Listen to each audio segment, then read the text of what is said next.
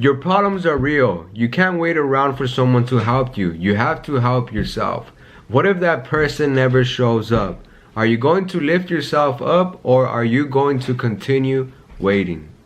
Today's message of the day is coming from the Avatar The Last Airbender from Season 3, Episode 3, The Painted Lady. Now, if you haven't watched the episode, Katara decides to save a village from a factory that is destroying the river. She notices that the village has many sick people and are hungry. They have no food, so she decides to help them by feeding them, supplying them with food, and by healing their sick. And by doing so, secretly helping them, the villagers think that there is a spirit woman, the painted lady, is the one doing all this to them. But in reality, it is Katara who is doing this, and they finally realizes in the end. And this is where the scene that I'm going to share with you, that also includes a message, comes. This is where I'm going to share with you the scene so you can understand it. This is where I'm going to share with you. I will now be sharing with you the scene from which I have grabbed this message from. And yeah, let's get to it. Yep. Me and my brothers really owe you a lot. Hey, wait a minute. I know you. You're not the painted lady. You're that colonial girl. Yeah, you're the lady that gave me a fish. You've been tricking us. You're a waterbender. She's a waterbender. How dare you act like our painted lady? Maybe she is a waterbender, but she was just trying to help you. Because of her, that factory won't be polluting your river and the army is gone. You should be down on your knees thanking her. Sokka, it's okay. I shouldn't have acted like someone I wasn't, and I shouldn't have tricked you. But I felt like I had to do something. It doesn't matter if the painted lady is real or not, because your problems are real, and this river is real. You can't wait around for someone to help you. You have to help yourself. She's right. Now, as you saw in the scene, all the villagers are thanking her, believing she is the real painted lady. But they soon discover that it is not her, that she is one of the persons who came to the village asking for food and medicine.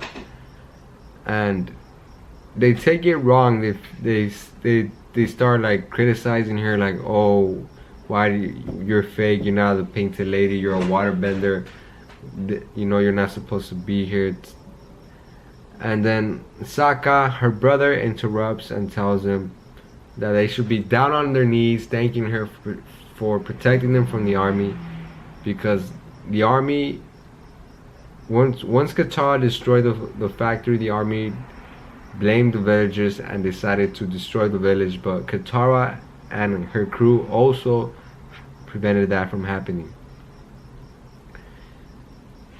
So Sokka tells them that they should be thanking her for what she did, instead of, you know, criticizing her for lying to them, as in not being the true painted lady and just being someone else. But then Katara shares with them the speech. But then Katara gives them the speech. She says, your problems are real. This river is real. You can't wait around for someone to help you. You must help yourself. That is a message that I believe, that is a message that I wanted to share with you today, and that is a message I believe that creators of the Avatar are sharing with us. That whenever we find ourselves in a position where we become helpless, where we allow ourselves to not do nothing about our current situation, when we are in a position where we're just waiting for somebody, we're waiting for that hero, my hero.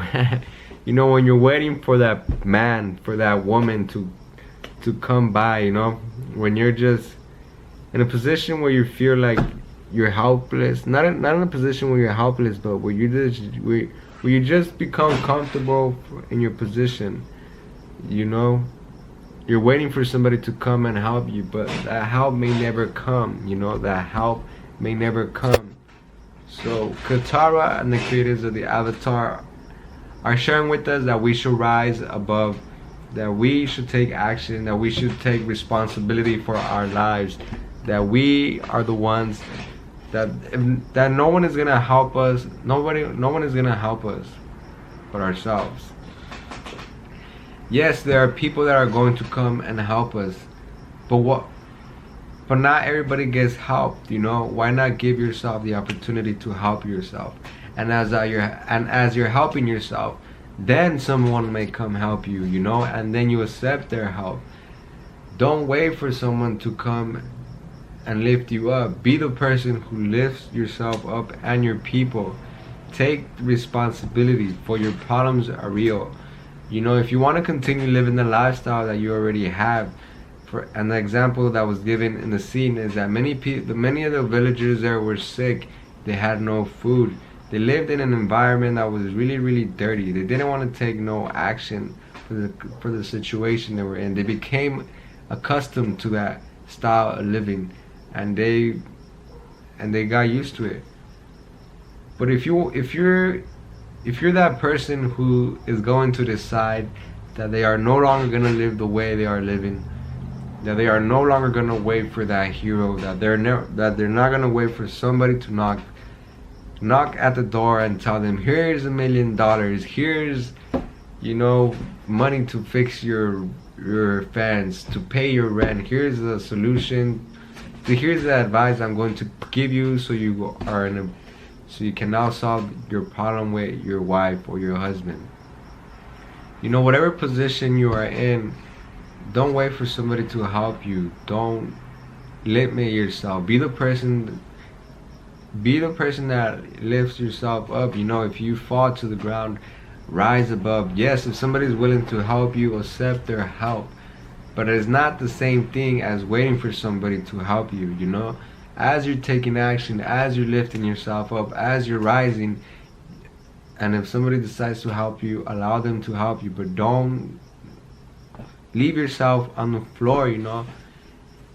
If you're skateboarding and you eat, are you just gonna lay there on the floor and wait for somebody to come and help you? No, right? You're gonna rise up, you're gonna pick yourself up, and you're gonna continue. You're gonna put a band-aid on that knee. You're gonna get up and you're gonna go home. You're not just gonna lay there, you know. Some people decide to live that lifestyle, you know. They just don't see it. But you know, so maybe it's time to reflect, you know. Are you in a current position where you have allowed yourself to become comfortable and you're just waiting for someone to help you? Are you asking for someone to help you?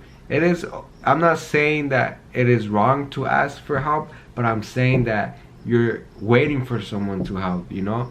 As you are not taking action, not putting effort on picking yourself up from the ground, not putting that effort to lift yourself, you know. As you're waiting for someone, work for yourself, work towards solving that problem, work towards finding the solution, figuring out the solution, you know. Don't wait for someone, because that person may never come, that thing may never show up.